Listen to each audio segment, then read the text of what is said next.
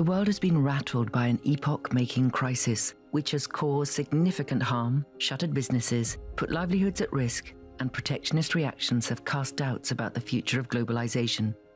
As we start rebuilding, we need to seize this opportunity to build a better tomorrow, one which achieves a more balanced, fair, and ultimately a more sustainable world.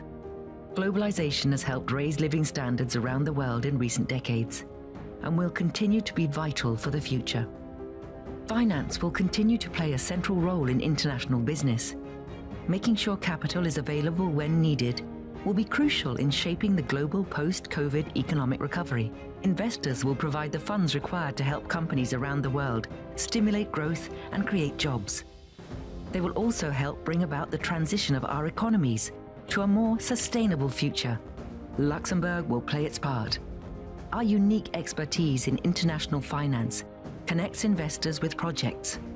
Our ecosystem, our toolbox of investment vehicles, and our stability offer an ideal platform for financial services to operate on a worldwide scale. Luxembourg contributes to building a better, stronger, more open, and more sustainable tomorrow.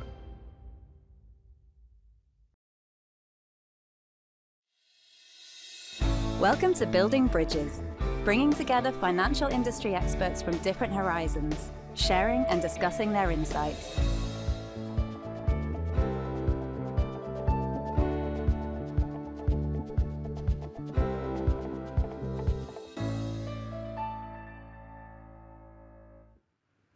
Bom dia, senhoras e senhores. Sejam vocês bem-vindos. Good afternoon, ladies and gentlemen. Welcome to a new episode of our Building Bridges digital series. Today, we cross the Atlantic to look at the connections between Brazil and Luxembourg and how financial services players can leverage these to grow their business and reach new investors across the globe. The ties between Brazil and Luxembourg are long-standing. So much so that diplomatic relations between both countries already count 110 years. Brazilians are the largest group from the Americas living in Luxembourg, and Brazil is home to one of the most significant Luxembourg diasporas. On the financial side, with almost 5 billion euros held in Luxembourg funds by Brazilian promoters, an increasing number of Brazilian banks present in the Grand Duchy, and with over 80 billion euros listed on the Luxembourg Stock Exchange by Brazilian companies, the financial footprint of Brazil in Luxembourg shows no sign to wane. As we navigate a new reality marked by the heightened volatility in financial markets, the lineup of speakers in today's program will help us better understand Luxembourg's products and solutions and the opportunities that international investors could find in Brazil. We will kick off with an interview with the CEO of ANBIMA, the Brazilian Financial and Capital Markets Association, followed by a panel discussion on how to leverage on Luxembourg funds for capital raising and investing. After this, we will delve into wealth management and banking, and we will conclude today's event with a discussion on issuing sustainable securities via Luxembourg. So without further ado, I am pleased to welcome José Carlos Doherty, CEO of ANBIMA, who will be interviewed by Jefferson Oliveira from PwC. José Carlos, Jefferson, welcome. The floor is yours.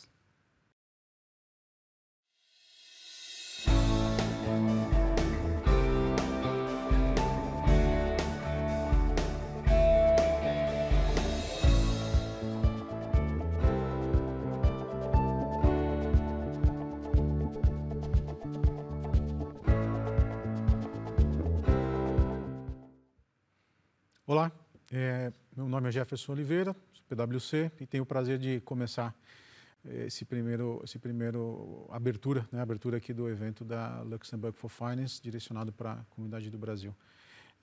Então, tenho a honra de iniciar esse painel convidando e trazendo para a nossa discussão aqui um grande amigo, colega de longa data, que é o José Carlos Doherty, que é o presidente da ANBIMA, Associação de Mercado de Capitais e Fundos de Investimento no Brasil. Então, primeiro gostaria de agradecer, Zeca, pela sua participação. É um prazer tê-lo conosco aqui. Ainda segue no modelo virtual, né, Zeca? Mas certamente muito em breve a gente vai poder retomar o nosso contato aí mais próximo e fazer um evento físico. Muito obrigado, Zeca. Obrigado a você, Jefferson. Quero aproveitar e agradecer também o Luxembourg for Finance pelo convite para estar participando aqui e parabenizar, né, por esse evento aí que tem, né, a importância desse evento e da relação da indústria e do mercado de capitais de Luxemburgo com o brasileiro, com o nosso mercado aqui. Tá ótimo. Obrigado, Zeca. Realmente essa, de fato, contextualizando, não é a primeira e não vai ser a última vez que a indústria financeira de Luxemburgo se encontra com a indústria financeira do Brasil. Nesse caso, a gente vai falar um pouco mais de fundos de investimento. Os próximos painéis, ao longo do dia, vão tratar de outros temas. Então, essa relação é uma relação realmente, como o Zeca falou, de longa data. Então, começando por, já talvez pegando o gancho, né, Zeca, para esse contexto que a gente discutiu aqui, a indústria do Brasil está evoluindo muito também. Principalmente, vamos falar um pouco da indústria de fundos, né? A indústria de fundos no Brasil tem evoluído demais, a gente tem acompanhado. A gente também sabe que existem algumas novidades que já estão no radar para esse ano. O que você acha da gente começar, talvez você trazendo um pouco de uma ideia, né, do que são essas novidades que a gente deve esperar para esse ano, né, principalmente a indústria de fundos do Brasil, e fazendo uma reflexão breve, o que isso pode representar, como o Luxemburgo poderia se inserir, suportar ou promover essas novidades. O que você acha? Podemos começar por aí? Claro, claro. Esse ponto isso é bem importante. A indústria de fundos brasileira, esse ano, a gente tem um marco muito importante. A nossa Comissão de Valores Imobiliários, a CVM, colocou em audiência pública, ano passado, uma revisão, né, do marco regulatório da indústria de fundos, né, hoje é 555, e a gente trabalhou nessa audiência pública e tudo, então a gente tem uma expectativa muito grande de agora no meio do ano está saindo esse novo marco regulatório para a indústria de fundos brasileira, que aí depois deve estar sendo implementado a partir de 2023. E essa revisão da legislação que foi feita, Jefferson, trouxe aí uma série de avanços muito importantes para a indústria. Eu vou aqui dar destaque a uns 2 ou 3 que eu acho que são talvez os principais, né? E muito relacionados com a internacionalização do mercado financeiro e da indústria de fundos brasileiro, né? O primeiro é que os fundos vão poder ter, a partir dessa nova legislação, classes de cotas e subclasses de cotas, né? Com segregação do patrimônio dos fundos por classe e por subclasse, né?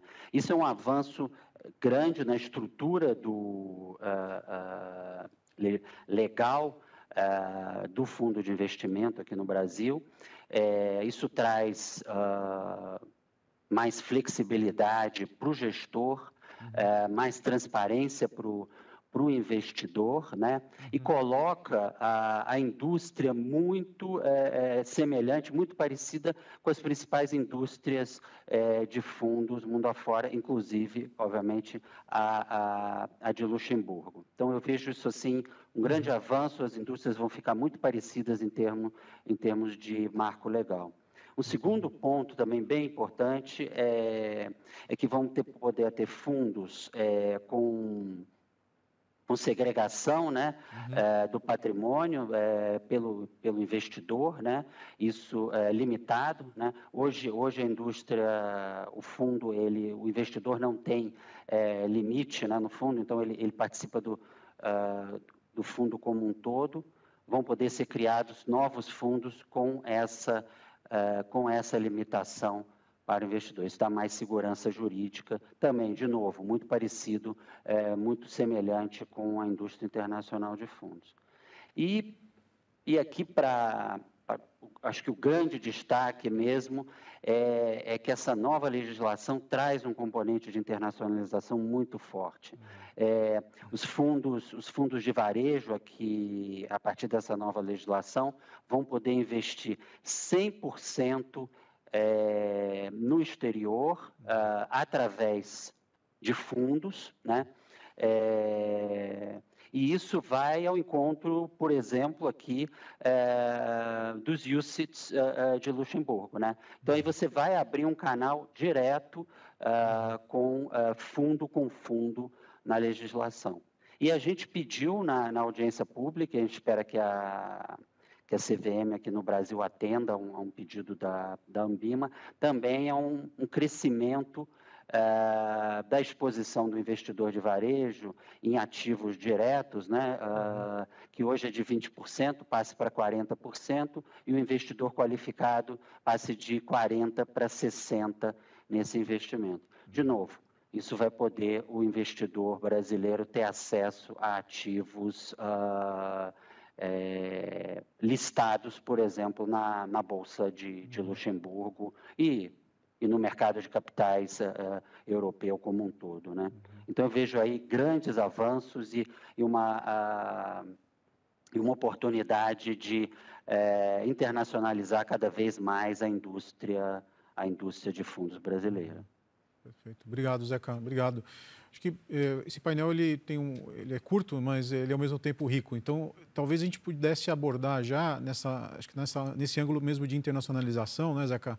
A questão de ESG, né? Acho que durante esses últimos 2 anos e meio de pandemia, o assunto ESG ganhou uma grande proporção e relevância no mundo todo. Aqui na Europa é a mesma situação, já tem uma diretiva, tem uma regulamentação em curso, são mais de 1.600 fundos lançados, mais de 1,5 tri em fundos ESG. Então, o ponto é, essa demanda no Brasil, eu imagino que esteja também, acho que na mesma linha, e aqui a gente já tem, na Europa, /Luxemburgo, já temos uma oferta bem relevante de ESG. Como que você vê que essa transformação do investidor no Brasil buscando investimentos ESG vai ocorrer e talvez como que Luxemburgo pode suportar esse interesse do investidor? Talvez uns 2, 3 minutos nesse ponto, Zeca, por favor. Claro, claro.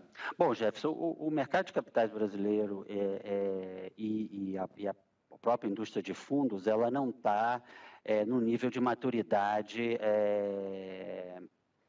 regulatório e de volumes, que nem você comentou, do mercado europeu, né? A gente ainda está um pouquinho atrás em termos de exposição a investimentos e a própria política de ESG dos fundos aqui no Brasil. Mas, por outro lado, isso não é um tema novo aqui, né? A gente já tem há bastante tempo, desde 2008, 2009, a gente tem fundos ESG aqui, e a gente está vendo esse empurrão que teve com a pandemia, né, para os princípios ESG e tudo, a gente está vendo isso como uma grande oportunidade. Nós estamos aqui num trabalho de levantamento da maturidade do mercado em relação aos princípios e aos conceitos ESG, né? Fizemos várias pesquisas aqui. Com essas pesquisas, a gente está direcionando as nossas iniciativas de ESG e, obviamente, a gente mira na experiência europeia, na experiência de Luxemburgo, que, por exemplo, não preciso nem falar para você, mas Luxemburgo tem aí a primeira bolsa verde do mundo, né? Então, assim, é uma referência. Então, isso ajuda muito no trabalho que a gente está fazendo aqui com as iniciativas ESG. E agora, mais recentemente, a gente aprovou, a Anbima com chapéu de autorregulador, a gente aprovou um conjunto de regras para identificação de fundos ESG aqui no mercado brasileiro. Não é uma classificação ESG, né? É a identificação dos fundos ESG que passa por os fundos, a política de investimento dos fundos, a política de risco, política de crédito do instrumento fundo de investimentos, tem que ter princípios ESG, né? Então, a gente não está olhando se ele está comprando um ativo ESG, que esse gera toda essa confusão de greenwashing e tudo, que a gente não quer. E isso a gente baseou esse desenvolvimento da identificação de fundos ESG nas diretivas europeias em relação a isso, né, da própria IOSCO também, e esse desenvolvimento que a Praça de Luxemburgo e os outros mercados na Europa vêm fazendo. Então, a gente está se baseando muito na experiência europeia para estar dando esse tratamento de identificação a fundos ESG. E, aliás, isso já está ocorrendo, né? Começou agora no início desse ano. Então, os fundos, assim, que anteriormente eram chamados de ESG aqui, estão tendo que rever as suas políticas para se adaptar a essa nova identificação. E os fundos que são lançados agora, que são muitos, né? Como você falou, tem crescido muito, já estão seguindo essa identificação. Então, de novo, é um casamento conceitual muito forte com a indústria de fundos europeia, principalmente de Luxemburgo, que ajuda nessa construção de pontes, né? Como a gente tem aqui nesse evento. É verdade. Zeca, gostaria de agradecer enormemente pela sua abertura aqui. O tempo nosso nós temos outros painéis ao longo do dia. Gostaria de agradecer novamente. Acho que a gente começou muito bem o dia. O próximo painel a gente vai abordar exclusivamente fundos de investimento. Depois nós temos um painel de wealth management e mais um painel focado em temas de green bonds também. Então, Zeca, mais uma vez obrigado e gostaria de aproveitar então agora e já passar para o próximo painel, que é o painel de fundos de investimento. Então, muito obrigado, Zeca. Foi um prazer revê-lo. Quiçá virtualmente ainda, mas foi um prazer de qualquer forma. Obrigado e bom evento para todos.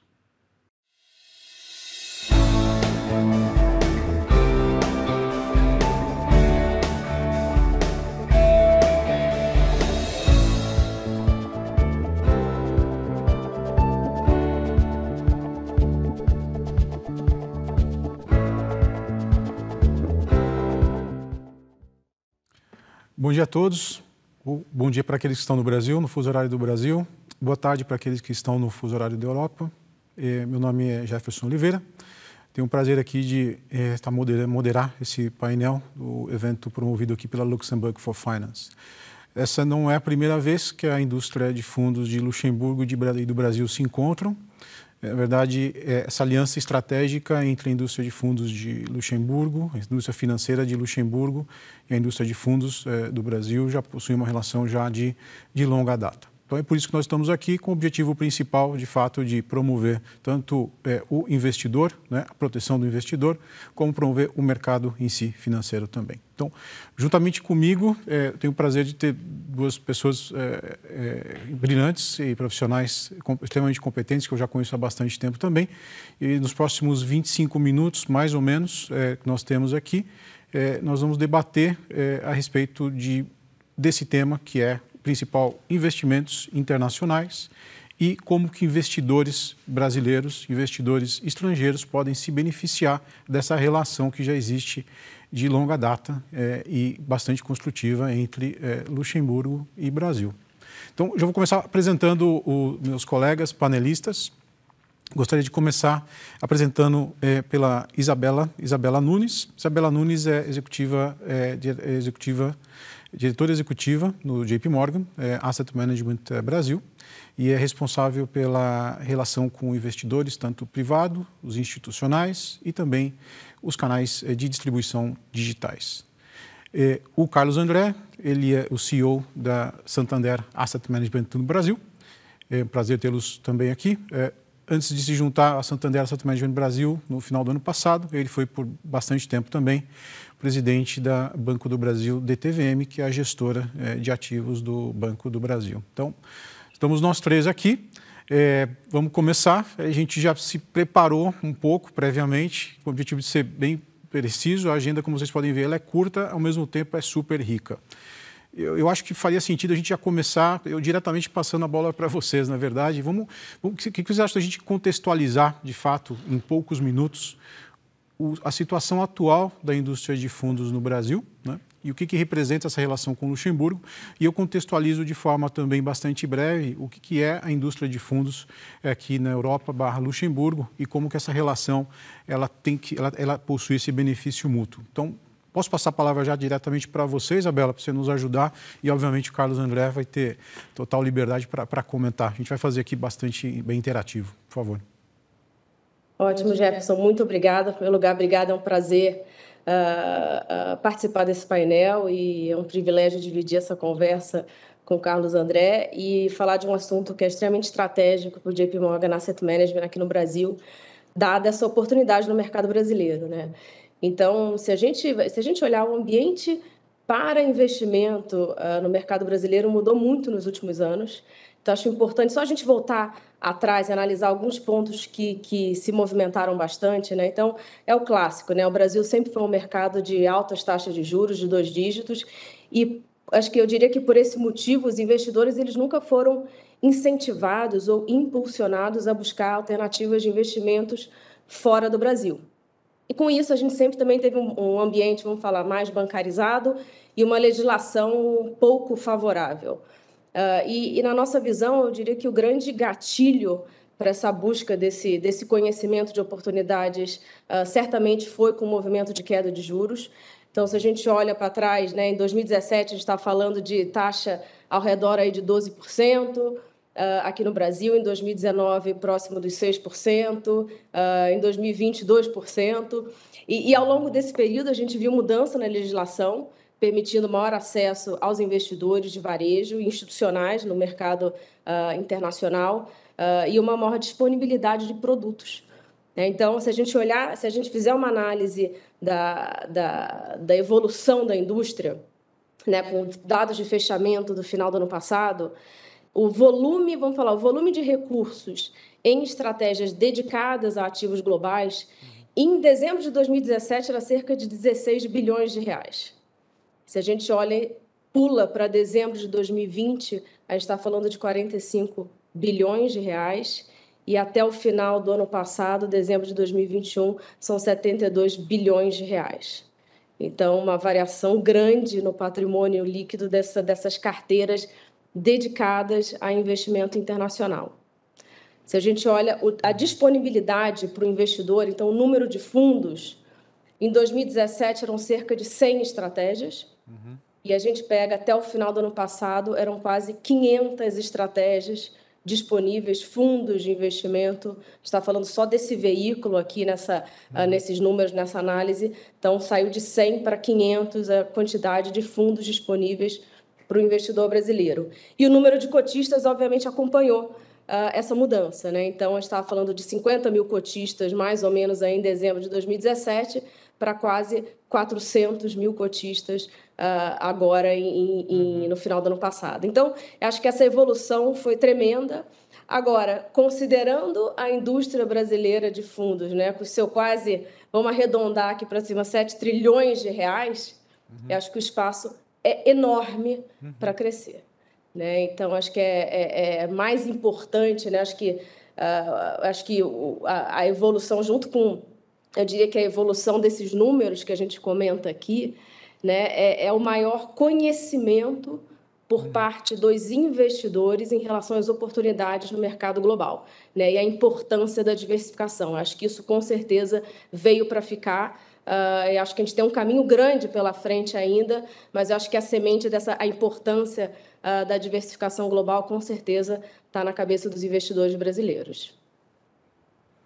Perfeito. Obrigado, Isabela. E quanto a você, Carlos, como é que, imagino que, acho que tem uma visão bastante similar, né? O que você pode trazer adicionalmente para a gente nessa relação que a gente está discutindo agora, investidor, o brasileiro, quer dizer, esse mercado, o contexto do mercado brasileiro de fundos, né? Como que ele está e como que ele pode se beneficiar mais ainda dessa relação com o Luxemburgo?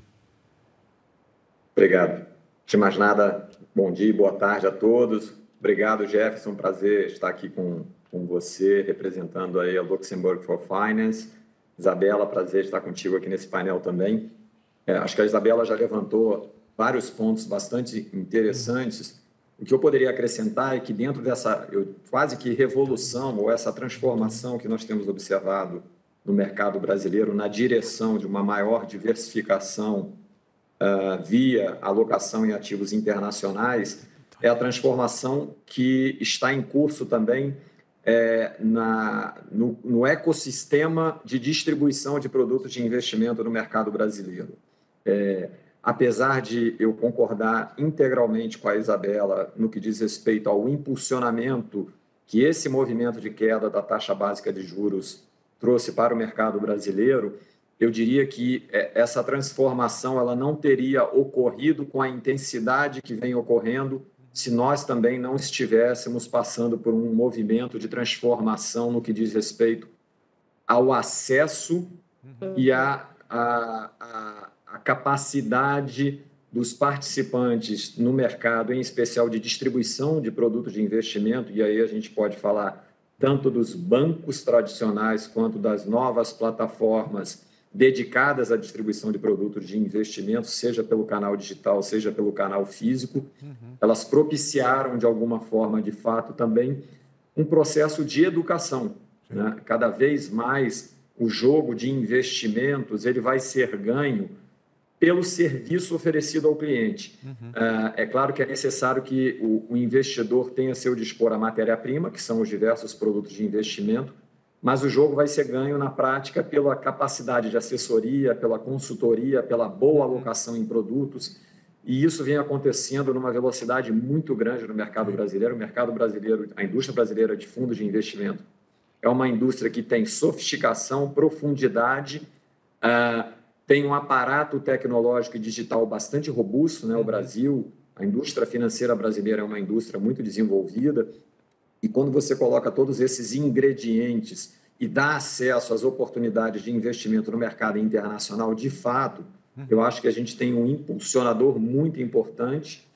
E o conceito de diversificação, eu acho que ele vem cada vez mais se consolidando, ou seja, focar menos no produto, eventualmente no produto da vez, naquele produto escolhido como sendo o produto preferencial, e sim no conceito de uma carteira equilibrada, respeitando o perfil de risco do cliente e ter os componentes para compor essa carteira que são ofertados no mercado internacional, em especial na indústria de fundos internacional. Eu acho que faz todo sentido, isso concordo com a Isabela, esse conceito veio para ficar e a tendência é que continue, é claro que eventualmente com alguns altos e baixos, né, a depender das conjunturas dos mercados internacionais e do mercado local, mas eu acho que no médio e longo prazo esse é um conceito que veio para ficar.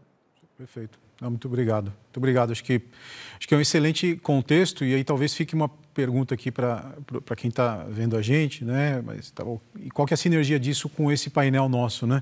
Eu acho que tem um ponto que talvez nem sempre fica evidente para o investidor final, e tudo bem, acho que o trabalho de garantir o interesse do investidor final ou é do distribuidor ou do gestor, mas é que esse movimento de diversificação internacional ele acontece muitas vezes através das estruturas de investimentos luxemburguesas. E é justamente aí que vocês, representando duas casas globais, no total vocês administram aí quase 3 trilhões, e as casas que vocês dois representam possuem também essa plataforma de fundos luxemburguesa, o que obviamente facilita a colocação, o acesso, distribuir esses produtos para o investidor brasileiro, né? É verdade que a indústria luxemburguesa de fundos ela é muito maior do que esses números que a gente está discutindo agora. A gente está falando de um mercado de aproximadamente 11 trilhões, né, de asset under management em euros, né? E a gente sabe ao mesmo tempo que a oferta desses produtos ainda no Brasil, eu diria que está abaixo da casa dos milhares, né? Então a gente está falando de centenas de fundos ainda, o que é um movimento excepcional, de fato, mas a gente está ainda na casa das centenas, né? Então talvez aqui uma reflexão. Esse espaço para crescimento, acho que nós já discutimos, claramente está aí, ele existe, né? A gente também já concordou aqui que o movimento de taxa de juros, de redução de taxa de juros facilitou esse acesso, a digitalização está facilitando mais ainda esse acesso.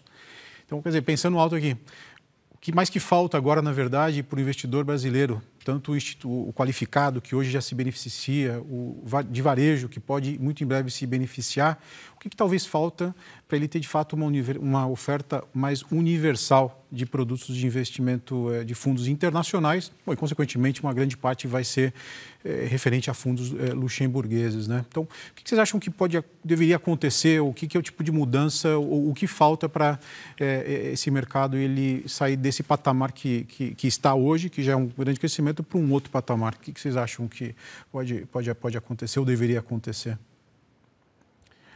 Fica à vontade, Isabela, se você... Olha, eu diria que acho que é a contínua educação de investimento, né? É a gente reforçar quais são os benefícios da diversificação global, né? Então, acho que a gente já tem, como o Carlos André comentou, acho que já existe uma disponibilidade de estratégias grandes no mercado, né? Com a variação cambial, sem exposição à variação cambial, você tem uma gama de produtos, de veículos para todos os segmentos, né? Então, está falando de private, de varejo, de segmento institucional. Óbvio, acho que quando a gente fala aqui desse gatilho, que foi um dos que impulsionou essa indústria, por mais que a gente veja o movimento de alta de juros aqui no Brasil, eu acho que ele não, de forma alguma, acho que talvez a velocidade desse crescimento que eu comentei no começo da apresentação diminua um pouco, mas de forma alguma impede, até porque a gente tem estratégias redeadas, então, para aqueles, né, assim, o Brasil oferece estratégias redeadas para o mercado brasileiro, então, para aquele investidor que quer capturar o aumento ou parte desse aumento da taxa local, ele ainda assim consegue essa diversificação lá fora.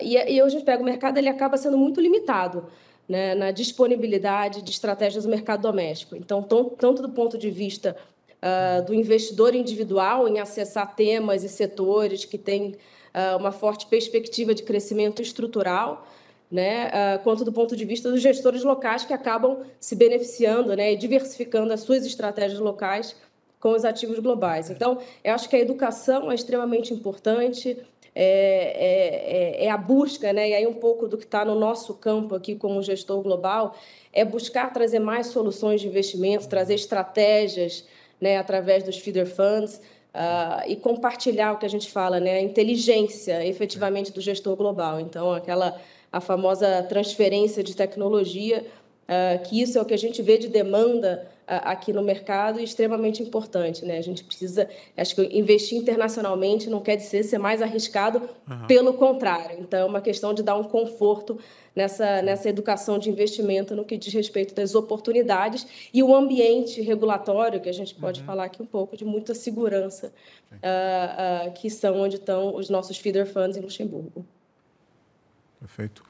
E quanto a você, Carlos, como que você vê o que a gente pode pensar em adicionalmente que deveria acontecer para esse crescimento ser mais acelerado, né? O que você acha? Eu de fato acho que a gente tem aqui boas bases de crescimento, né, no mercado de investimentos e de fundos, mais especificamente de fundos do Brasil. A indústria é uma indústria muito bem regulada, com bases bastante sólidas. Aí há uma consciência muito grande em relação à responsabilidade fiduciária que nós aqui temos perante nossos clientes, que nos confiam, né, os seus recursos, de alguma forma. Isso vai muito ao encontro do que Luxemburgo tem a oferecer, de uma certa forma, que é uma infraestrutura nessa indústria de asset management também muito robusta e eficiente ao mesmo tempo, ou seja, uma infraestrutura que oferece robustez regulatória e, ao mesmo tempo, eficiência para os usuários de estruturas em Luxemburgo. Então, eu acho que, em termos de infraestrutura, estamos bem. O Brasil tem evoluído no aperfeiçoamento da sua infraestrutura regulatória para os diversos segmentos de cliente, tanto para os clientes institucionais, nas suas variações, né, os fundos de pensão fechado, fundo de previdência aberta, segmento dos chamados RPPS, que são aqueles fundos de previdência para municípios e estados aqui no Brasil. Avançando para o cliente pessoa física, há uma expectativa de que uma nova regulação de fundos de investimento no mercado brasileiro permita maior flexibilidade no acesso a estratégias internacionais para o cliente pessoa física não qualificado. Isso há uma expectativa grande de que isso aconteça ainda este ano, o que, de alguma forma, de novo, abre também um horizonte mais amplo, né, na oferta de produtos. Isso eu acho que é um ponto bastante importante.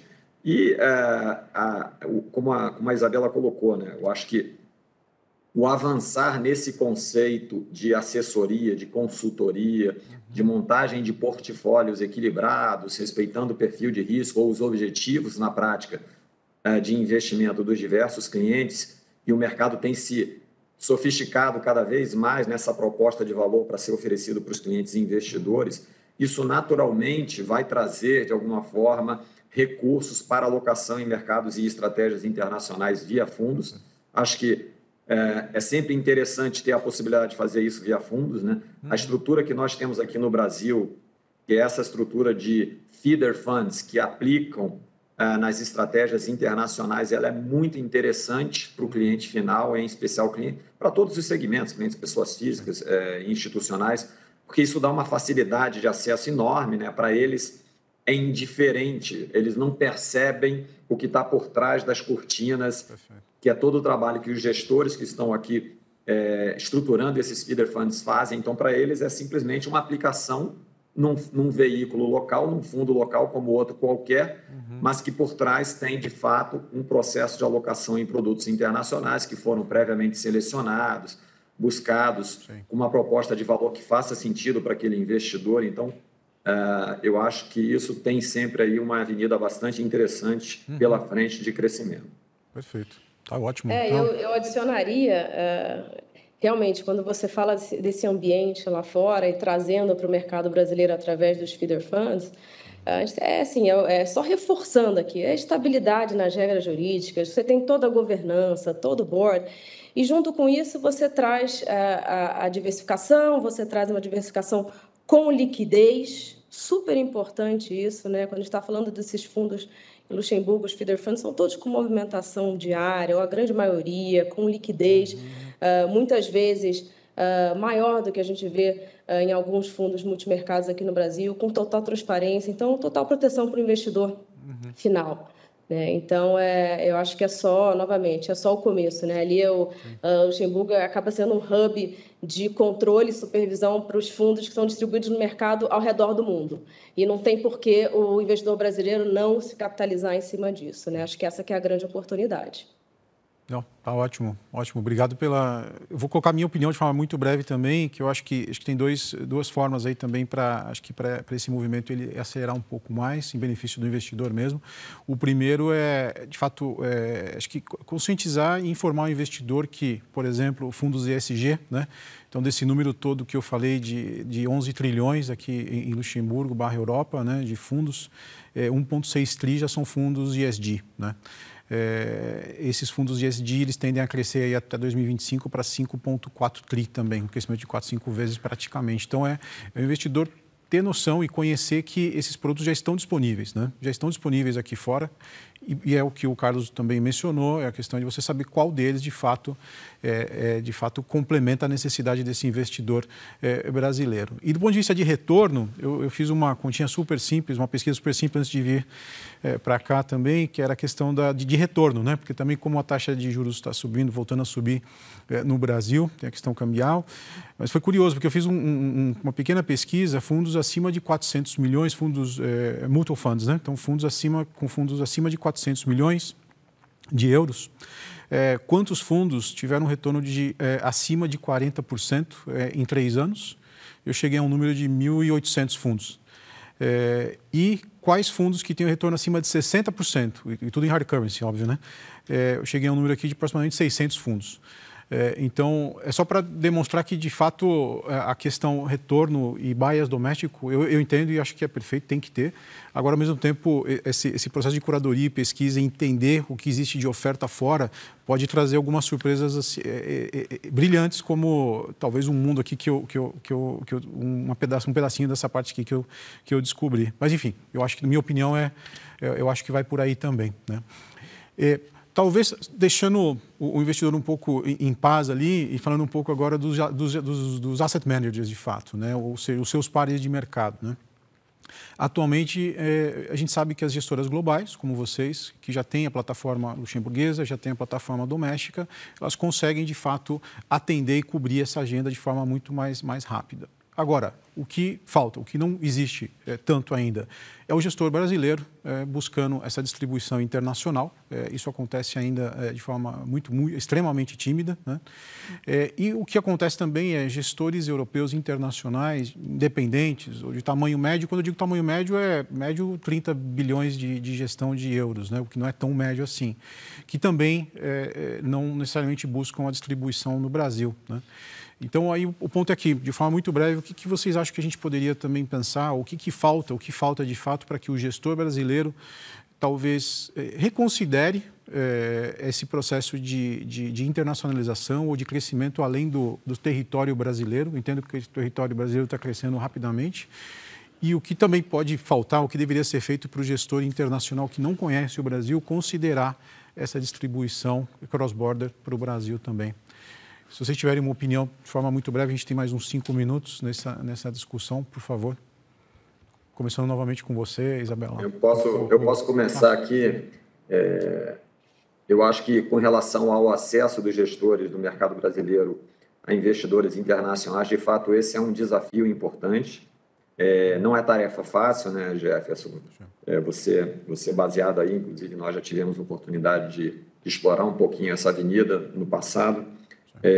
Brasil, mal ou bem, ele está inserido num contexto de América Latina, muitos investidores, né, acabam fazendo alocações em recursos nos chamados mercados emergentes. O primeiro desafio é blocar mercados emergentes como um único destino, eventualmente, como uma única classe no que diz respeito a decisões de alocação, ainda que dentro aí de mercados emergentes, nas suas subclasses, normalmente existe também uma regionalização agrupando a América Latina.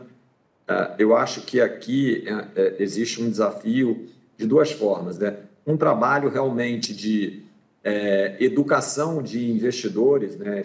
Em especial os investidores institucionais, os grandes gestores de fortuna, né? As plataformas de wealth management, de private banking internacionais, sobre o grau de sofisticação, de liquidez, né? De profundidade do mercado brasileiro, e de proteção em termos de regulação. Isso é importante para que se passe o conforto que a gente vinha falando aqui anteriormente, a robustez do mercado, o nível de sofisticação dos diversos gestores que existem aqui. Então, de um lado, na prática, levantar, né, a consciência e o conhecimento, né, da indústria de investidores internacionais, de uma maneira geral, sobre as oportunidades existentes aqui na indústria de fundos local brasileira, e, por outro lado, fazer a mão inversa, né? De alguma forma, mostrar as diversas alternativas para os gestores locais de acesso a recursos de investidores internacionais, quais são as exigências regulatórias para você, eventualmente, estabelecer uma operação em Luxemburgo, por exemplo, para distribuir suas estratégias no mercado internacional, que tipo de investidor pode ter interesse, pode ser acessado ou não. Eu acho que tem um trabalho aí de esclarecimento interessante nessa via de mão dupla, que, de alguma forma, pode começar a abrir portas para acesso a recursos de investidores internacionais. Não sei se a Isabela quer falar sobre a sua segunda parte da pergunta. Do outro ponto de vista, pensando no gestor global, olhando para o mercado local, realmente, que a gente falou, os números são grandes, né? É uma indústria grande de investimentos aqui, que a abertura só está começando, então existe uma oportunidade muito forte. E eu diria que o gatilho importante no mercado brasileiro é a distribuição. Então, acho que esse aqui é uma conversa, talvez para um segundo painel aqui, mas como entrar no mercado brasileiro através da distribuição. A gente tem os grandes bancos que realmente detêm grande parte do mercado, porém, grandes plataformas, quando a gente olha o volume negociado atualmente, as grandes plataformas também têm um peso importante. Então, é importante olhar esses dois players do mercado do ponto de vista gestor global, como capturar essa oportunidade no mercado brasileiro. Ótimo. Não, está perfeito e acho que super completo. Gostaria de agradecer. Como eu falei no início, é uma agenda curta, foi rica, certamente. O que me deixa feliz é saber que essa não é a nossa última conversa. Ela é mais uma de inúmeras que nós vamos ter ainda, isso é certeza absoluta. Então, gostaria de agradecer demais o tempo de vocês. Espero vê-los fisicamente muito em breve e agradecer a quem está aqui também vendo a gente. E até a próxima. Thank you, Jose Carlos, Isabella, Jefferson, and Carlos for your insightful comments and this enriching discussion. Something clear to me after this session is that Luxembourg's expertise in the funds industry can really facilitate the internationalization agenda of Brazilian players, and that the level of sophistication found in the Brazilian market presents a multitude of opportunities for international players. And certainly a lot of them remain still untapped, so I would encourage all you to try to leverage on this. We will now shift our attention to wealth management and banking. For this session, we are pleased to be joined by Cyril Sastownik from UBS, Alexander Gardner from Banco Bradesco Europa, and Mark Katchev from Allen & Overy. Mark, over to you.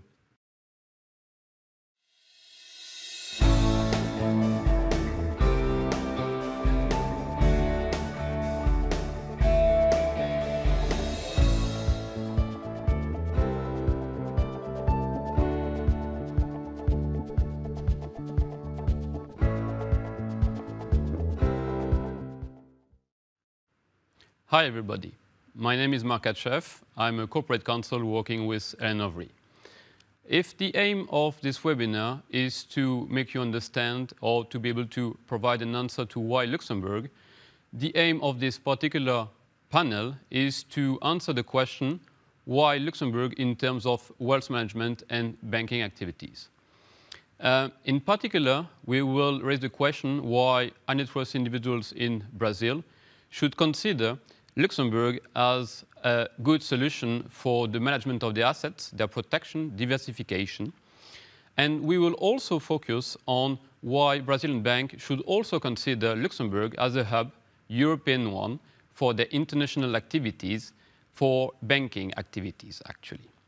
So to discuss those two topics, I have the pleasure to be joined by two experts.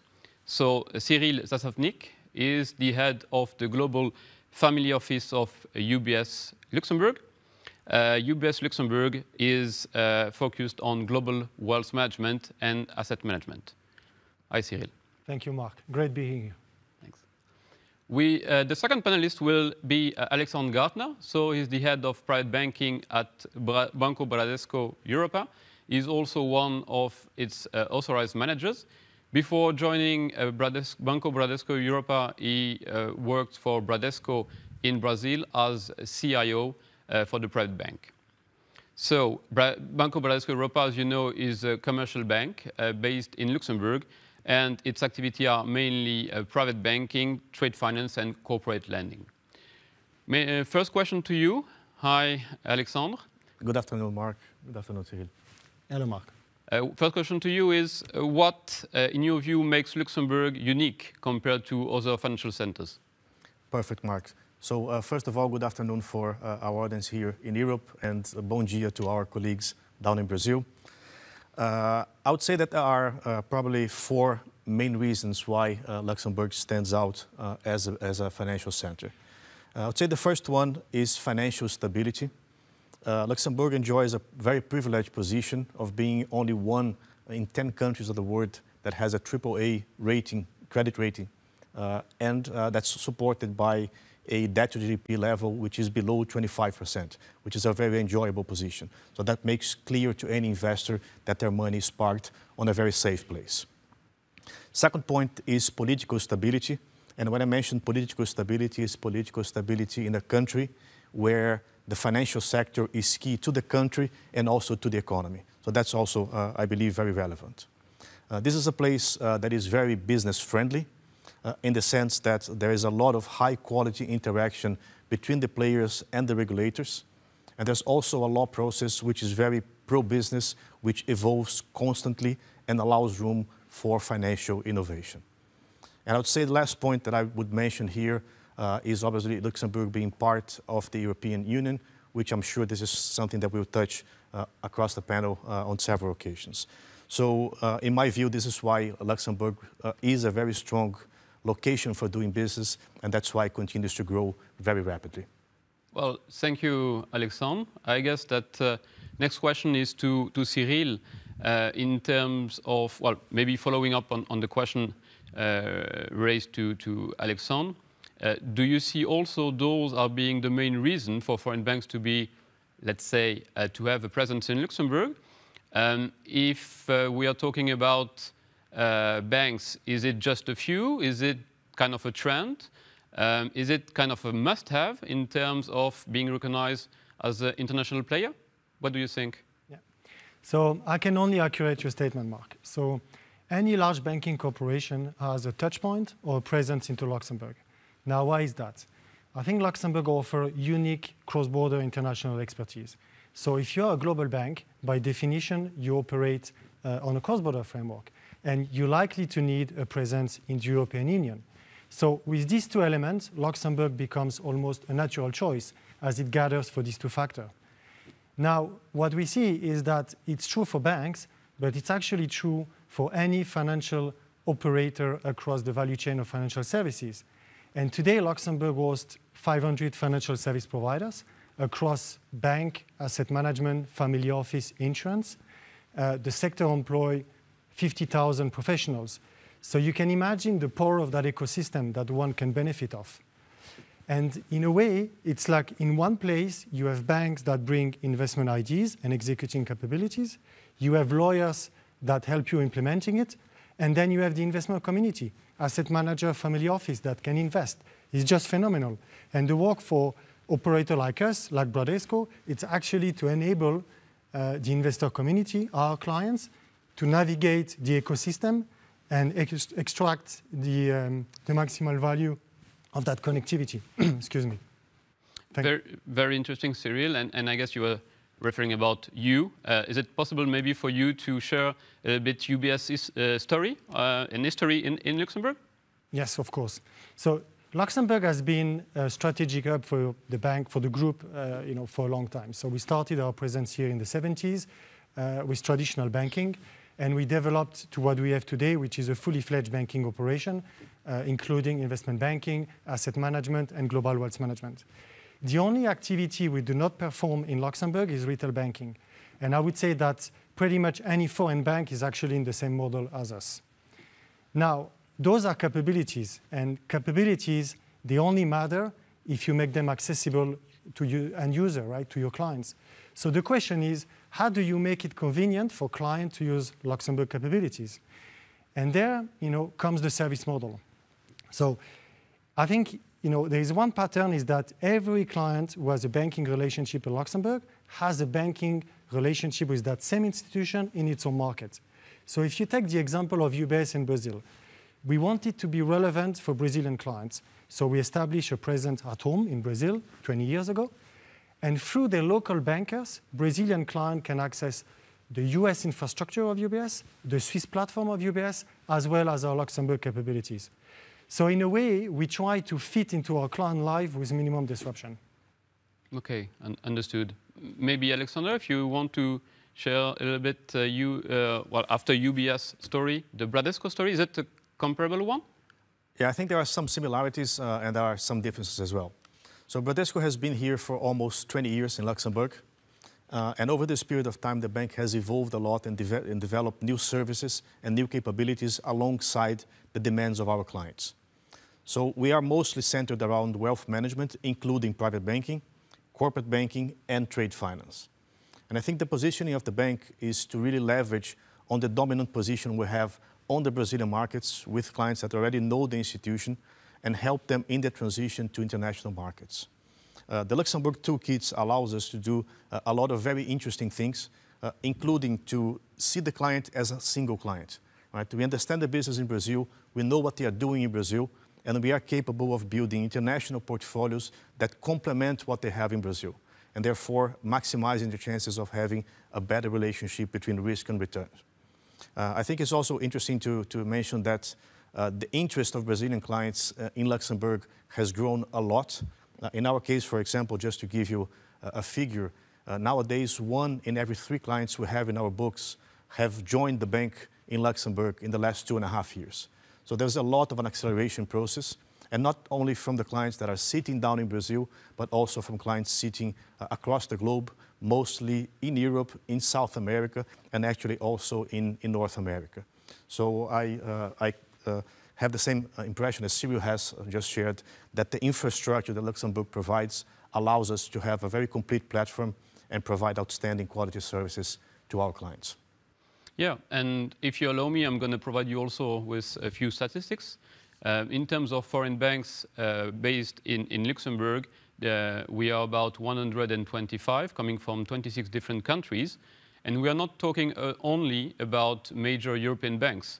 It is also, and as an example, the 7th largest Chinese banks which have a presence in Luxembourg via a subsidiary or branch. Brazil is also very well represented via Bradesco, but there is also Safra, there is Santander Brazil, Itaú, and we have 2 or 3 other Brazilian banks which are in the pipeline, meaning either interested in setting up a branch or subsidiary in Luxembourg or actually already working on the application process. Maybe, Cyril, to you, could you please put some color in terms of private banking in Luxembourg?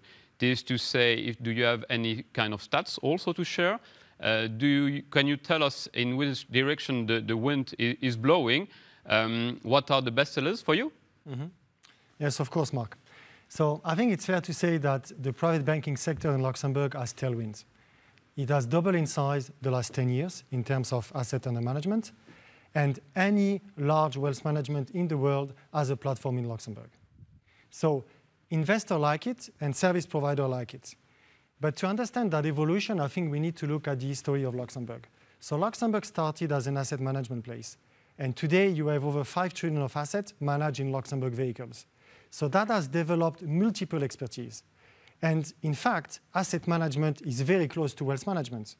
So that combined with all the features that Luxembourg is proposing and that we have been discussing today, it was a very easy extension for banks to add a differentiated private banking services onto the Luxembourg operations.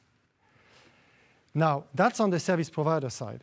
In terms of the client using Luxembourg, in UBS we see 3 trends.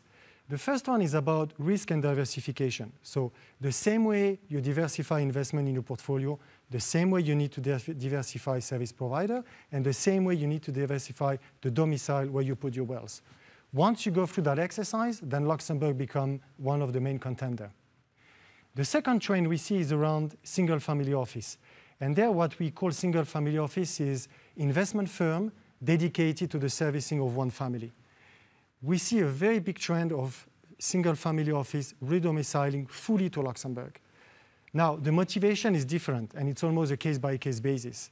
But they have one common driver, is that they come to Luxembourg to get the access and the infrastructure of an institutional market participant. And I think the last trend we see is around deal-making capabilities. If you look today in private markets, private equity funds, LBOs, private placement, club deals, company being taken public to private, Luxembourg has always a role in the making. Now, in UBS, we have, when we advise clients with their wealth, we use a model that we call the 3 Ls, right? And basically, it's looking at your wealth in 3 buckets. So the liquidity, longevity, and legacy.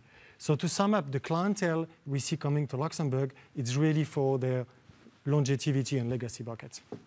Okay. Well, jumping to Alexander, do you have something to add to that? Maybe some experience to share with respect to Brazilian clients, Brazilian market?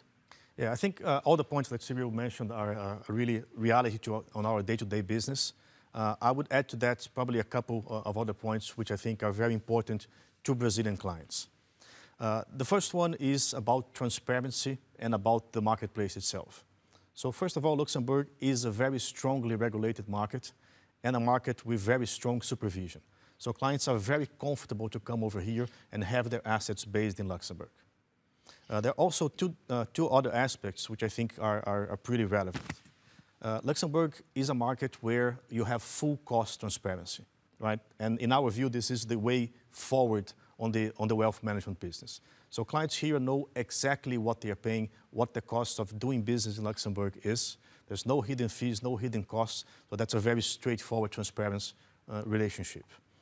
On top of that, you have also to put best execution capabilities, And once you are in Luxembourg, you take advantage of that, essentially meaning that every time we have a client either buying or selling a security, we go to the market, we find the best possible price available out there for clients and pass that directly. So in simple terms, it means that clients are buying assets cheaper and selling them for a higher price, and this extra return goes directly into their portfolio performances. So I think that's one bucket that is really important for Brazilians. The second one is global reach, right? Once you are in Luxembourg, you can access all the major markets from Asia, Europe to Americas, any type of asset class, listed, non-listed, private, whatever you want to do, you can do it over here. You have access to all different currencies. You can have accounts in all the major currencies, dollars, euros, Swiss francs, British pounds, and so on. So it's really a one-stop shop where you can diversify your assets being in a very safe location. Yeah. And actually, from my experience in Latin America and mainly Brazil, clients are amazed when you are opening actually the Luxembourg toolbox, showing them what are the different possibilities in terms of investment vehicles or platforms, coming from the more flexible to the more regulated one. If you are looking for some kind of investment vehicle which is flexible and which is not regulated, I guess that you can have a look at the private wealth management company, being the SPF, or limited partnerships. If you need, for some reason, for the investment platform, investment vehicle to be regulated, then you can have a look at the funds. And it is with a SIF, for example, Special Investment Fund, or its cousin, which is an indirectly supervised fund called the RIFE. All to say is that when you are actually looking at Luxembourg for solution, you should anyway speak with your Brazilian council, Luxembourg council, to determine which is the best solution for you. There is no one-size-fits-all, and given that we have experience, we can help you with that.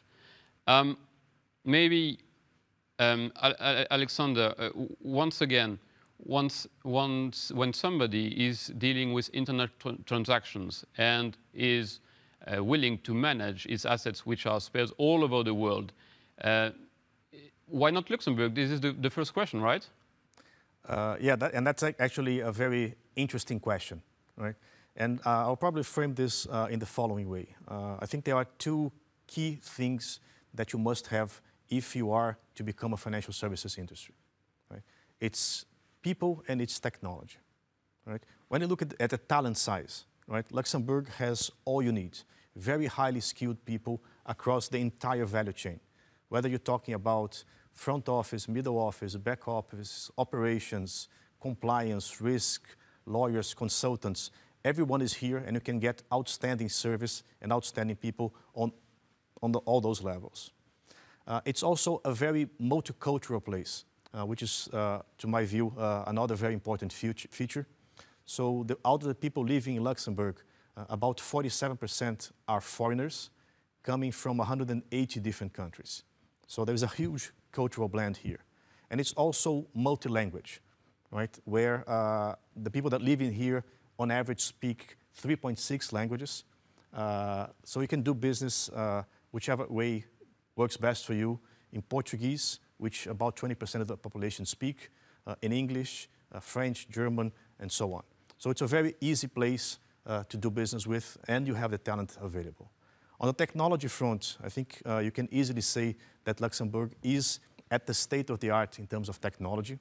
To give you a figure, about 40% of all the data centers level 4 in Europe are based here in Luxembourg. That's part of the infrastructure across the entire financial chain. So whether you're talking about startups, fintechs, regtechs, and so on, all the way up to the big techs, they are all here. And I think it's one of the reasons why companies such as Amazon and PayPal have their European hubs based here in Luxembourg. So just drawing back a bit on what Cyril has mentioned on the fund industry, I think it's also the reason why Luxembourg is the #1 fund domicile within Europe, second one in the world. But I think more important than that, when you look at cross-border funds, Luxembourg has about 58% market share. So that's more than 5 trillion euros in assets. So it's really hard to understand why someone would say no to Luxembourg. All the capabilities are here. Yeah, well, very interesting. And I guess that maybe to complete that, one should say that Luxembourg is seen and is recognized as a pioneer in different fields, as a front runner, and a very business-friendly jurisdiction. Cyril, maybe you can illustrate that in a couple of words for the audience? Yes, actually, I would complement that with, I would complement Pioneer with agility and innovation. Because if you look at the finance industry in Luxembourg, it was built from scratch, right? We don't have a captive market here. So from day one, it's in our DNA that if we want to attract individuals to do business in Luxembourg, we need to bring something different. We need to create value for them. And for that, you need a functional financial market.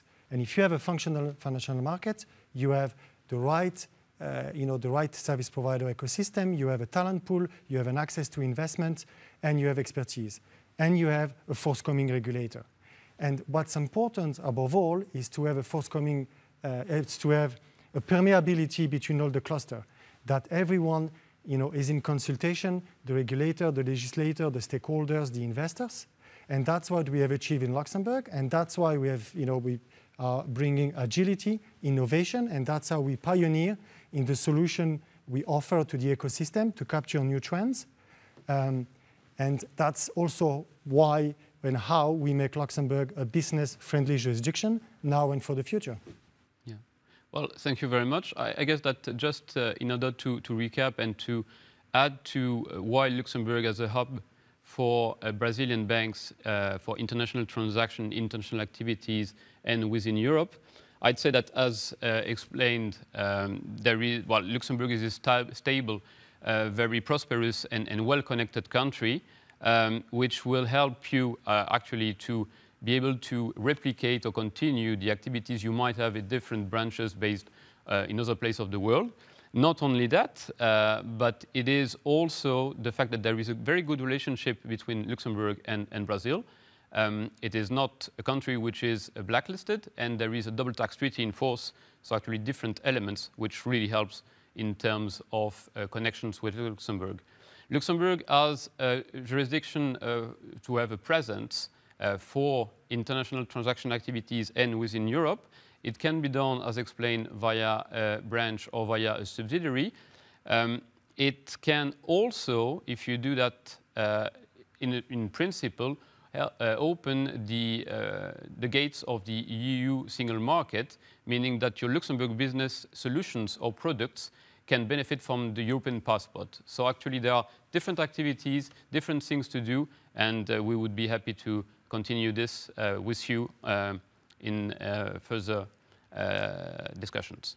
I wanted to thank you, both of you, Alexandre and Cyril, for this. I guess it was clear. We were able, hopefully, to provide clear answers to why Luxembourg in terms of private wealth and banking activities. And I hand over to Matthias for the next panel. Thank you. Thank you, Cyril, Alexandre, and Mark, for enlightening us on how Brazilian asset owners can draw upon Luxembourg to diversify their investments, and for painting us a clearer picture on the private banking landscape here in Luxembourg. I hope today's discussion has helped those of you who weren't that familiar with Luxembourg to understand its offering a little bit better now. We now shift our attention to the last session of the day, where we will discuss the topic of issuing sustainable securities. For this session, we are delighted to be joined by Gonzalo Gorrina from the European Investment Bank and Paula Pereira Redondo from the Luxembourg Stock Exchange. Gonzalo, Paula, welcome. The floor is yours.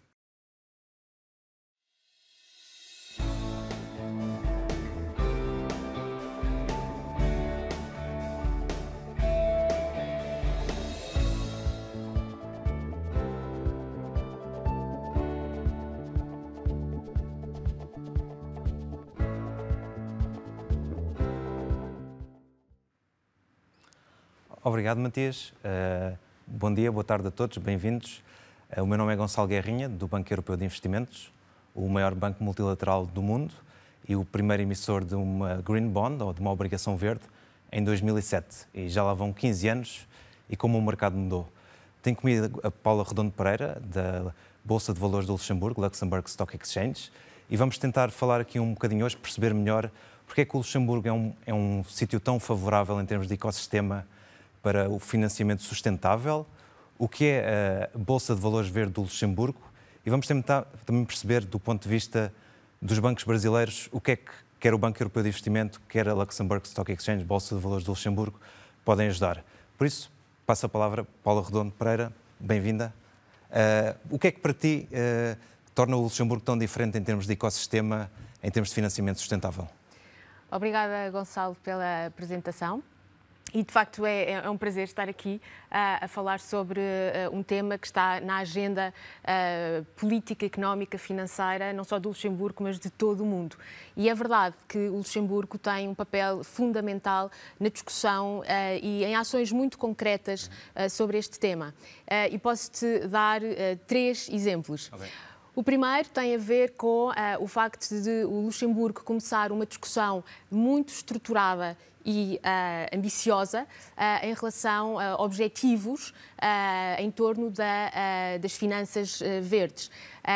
E este processo começou em 2018 e institucionalizou-se hoje em dia com o que está implementado como a Iniciativa Luxemburguesa para as Finanças Verdes. Um plano de ação muito ambicioso, quantitativamente e qualitativamente, que pretende colocar o Luxemburgo no topo dos países com melhores práticas e medidas concretas.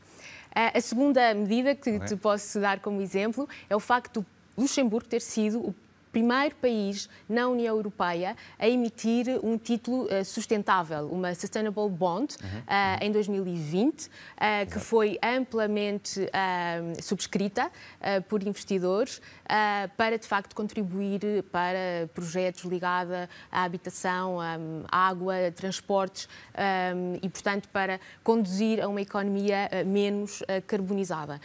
O terceiro exemplo, enfim, não posso deixar de apontar, é o facto de no Luxemburgo termos a Luxembourg Green Exchange, ou a Bolsa Verde do Luxemburgo. Falaremos disso seguramente mais à frente, que foi criada em 2016 e, de facto, tem sido uma referência a nível nacional, mas também mundial, para promover estes títulos sustentáveis e, assim, conduzir a uma economia mais saudável e verde. Não, muito interessante, obrigado, Paula. Pegando então na Bolsa Verde do Luxemburgo, que disseste que começou em 2016, o ano passado nós, Banco Europeu de Investimento, lançámos juntamente convosco o que foi a vossa 1000ª emissão. O que é a Bolsa Verde do Luxemburgo? Que emitentes estão presentes? Qual é os volumes? O que é que diferencia face às restantes bolsas? É verdade. Bem, nós sabemos que desde a assinatura do Acordo de Paris para o clima e também os objetivos do desenvolvimento sustentável, estes temas estão na ordem do dia. E o setor financeiro e, em particular, o mercado de capitais tem um papel muito relevante na mobilização de capital para projetos em termos de energia renováveis, água, floresta, muito importante para o mercado brasileiro, dada, enfim, a extensão, enfim, que tem. Portanto, o financiamento destes projetos é essencial. E sabemos que obrigações ou títulos de dívida são, de facto, instrumentos financeiros muito adequados para o financiamento deste tipo de projetos. E, de facto, começou-se a perceber que, fundando-se estes títulos em projetos específicos, nós conseguiríamos maior visibilidade e uma maior oferta destes títulos aos investidores que estivessem interessados. E, portanto, em 2016, nós criámos um segmento específico na Bolsa de Valores do Luxemburgo para dar maior visibilidade a estes títulos. Títulos verdes. Inicialmente começámos por aquilo que nós chamamos na gíria Green Bonds. Hoje em dia, exatamente, hoje em dia estendemos estes títulos temáticos a Social Bonds, são, portanto, títulos cujo capital é mobilizado para projetos que tenham impacto na sociedade, como universidades, por exemplo, e também títulos sustentáveis, que no fundo são aqueles que combinam projetos ambientalmente sustentáveis com sociais. E mais recentemente temos aquilo que chamamos Sustainability Linked Bonds. São títulos vinculados à sustentabilidade. São muito interessantes para, sobretudo para empresas, ainda que Estados, por exemplo, o Chile emitiu o seu Sustainability Green Bond semana passada. Portanto, estão associados a objetivos de ESG, que as empresas cumprem ou não, e depois, em função desse cumprimento ou não, também se reflete no sucesso da obrigação. Face às obrigações verdes, não é? Exatamente, não é? exatamente. Já tens as receitas direcionadas para os projetos, não é? Justamente. Portanto, Green, Social and Sustainability Bonds estão associadas a Use of Proceeds, portanto, à utilização do capital. Sustainability Linked Bonds, ou títulos vinculados à sustentabilidade, estão relacionados a objetivos que a empresa se compromete a atingir. E tens muitos emitentes, qual é em termos da Green Stock Exchange? Posso-te dizer que a Bolsa Verde do Luxemburgo tem mais de 2.000 títulos, com cerca de 200 emitentes por todo o mundo, em cerca de 50 países espalhados por todo o mundo. Portanto, em 6 anos, não é? Em 6 anos, exatamente.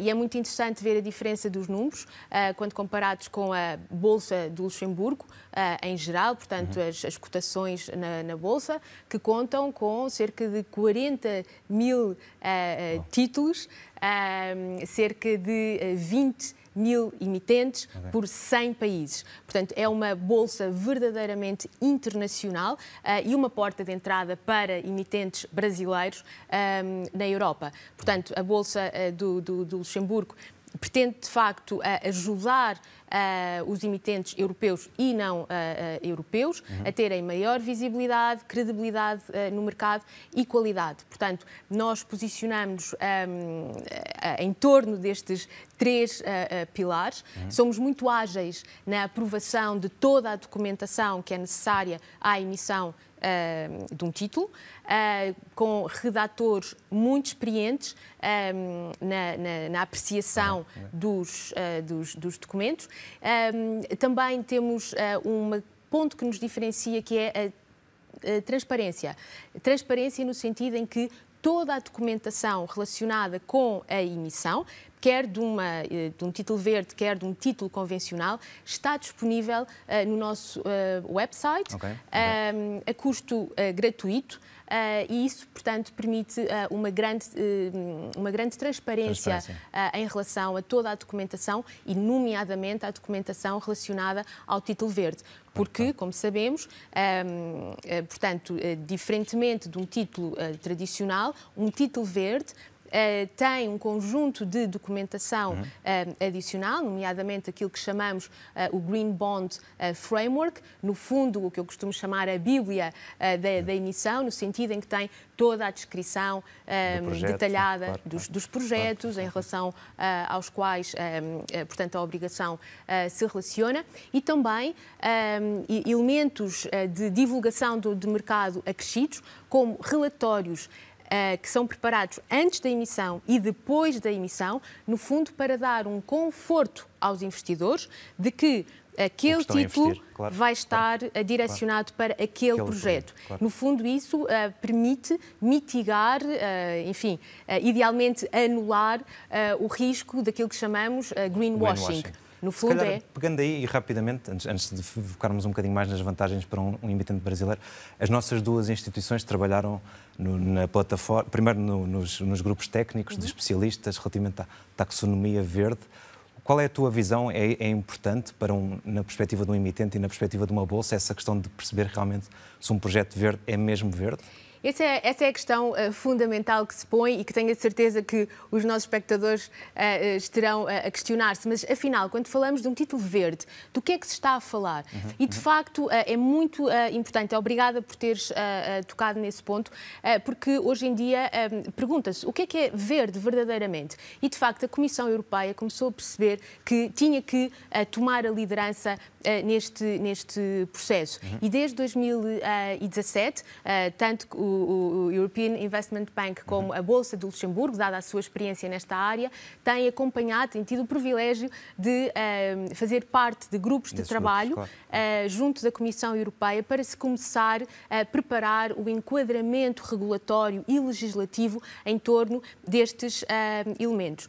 E eu distinguiria dois elementos regulatórios. O primeiro é o regulamento relacionado à taxonomia, que falaste. Portanto, a taxonomia, no fundo, é uma classificação de atividades que são consideradas ambientalmente sustentáveis. Portanto, é um catálogo muito detalhado com inúmeras atividades que, no fundo, podem ser rotuladas, obviamente cumprindo alguns critérios, de verdes. Isso traz um conforto acrescido ao mercado, tanto emitentes como investidores, em relação àquilo que estão a oferecer e aquilo que estão a comprar.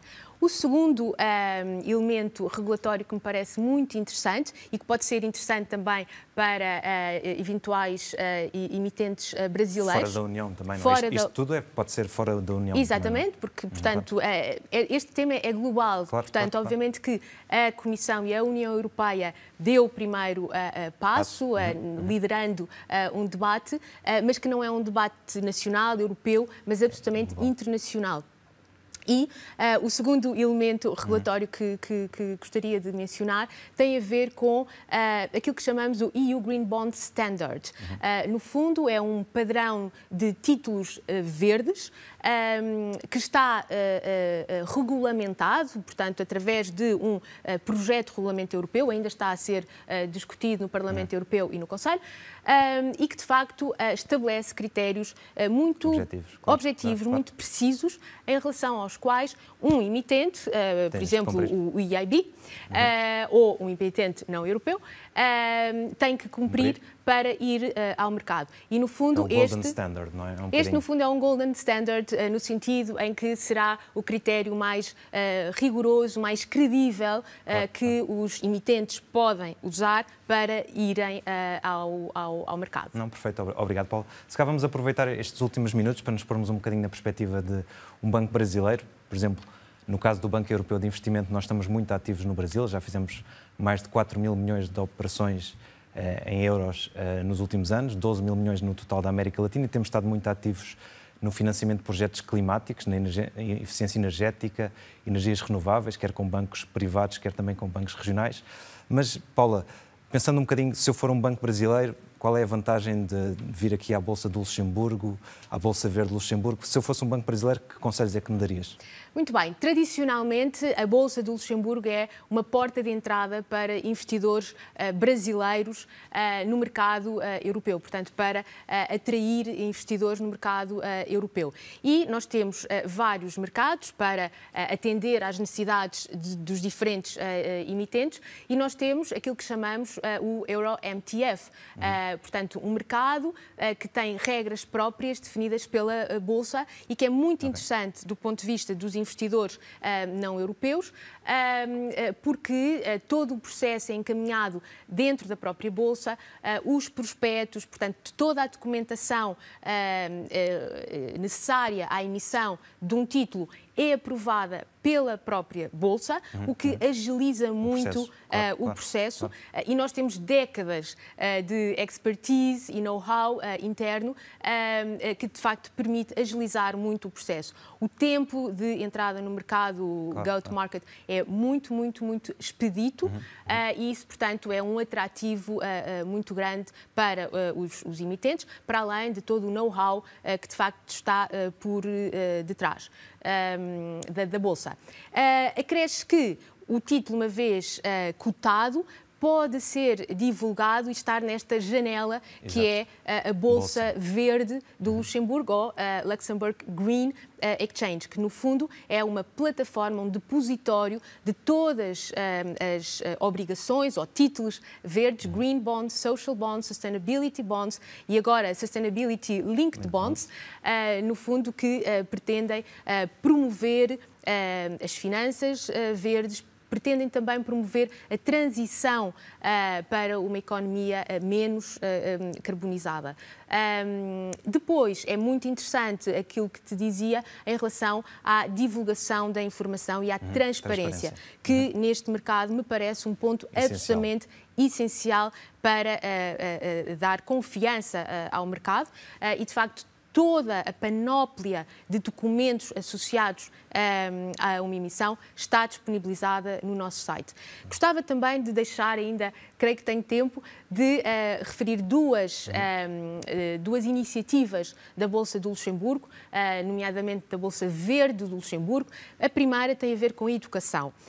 Sabemos que é muito importante criar formação e pessoas esclarecidas em relação a estes temas. Portanto, a literacia financeira, nomeadamente no âmbito das finanças verdes, é muito importante. E, portanto, em 2020, a Bolsa do Luxemburgo criou o que nós chamamos a LGX Academy. Portanto, uma academia para as finanças verdes, que tem ao dispor do mercado vários cursos, tanto a nível regulatório como a própria emissão de títulos verdes, ajudando potenciais emitentes. Isso é acessível via website? É acessível via website, portanto, todos estes cursos, aliás, a pandemia assim o exigiu, e continuaremos, eventualmente agora, num modelo misto, atendendo às necessidades dos vários participantes e dependendo das geografias.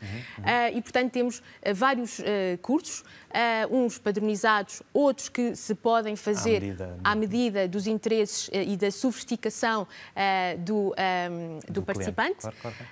E, portanto, apostamos muito na literacia financeira, nomeadamente no âmbito das finanças verdes.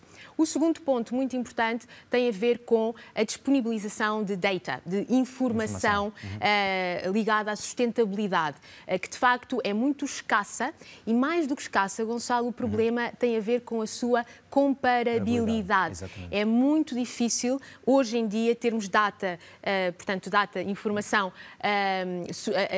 ao redor da sustentabilidade que possamos comparar, porque ainda faltam muitos enquadramentos regulatórios, os estándares internacionais que existem divergem e, portanto, é difícil a comparabilidade. E, portanto, também em 2020, foi um ano muito produtivo para a Bolsa do Luxemburgo, foi criada aquilo que nós chamamos o LGX Data Hub, que disponibiliza um conjunto muito significativo de pontos relacionados à sustentabilidade de forma estruturada. E este, de facto, é o elemento distintivo desta grande plataforma de informação relacionada à sustentabilidade. E essa também está disponível no website? Como é que funciona quem quiser ter acesso? É um serviço que funciona por subscrição, mas no website tem toda a informação e tem os nossos contactos que poderão utilizar caso de facto tenham interesse em saber mais. Não, perfeito, Paula. Acho que foi um retrato fantástico do que se está a passar no Luxemburgo e do que se está a passar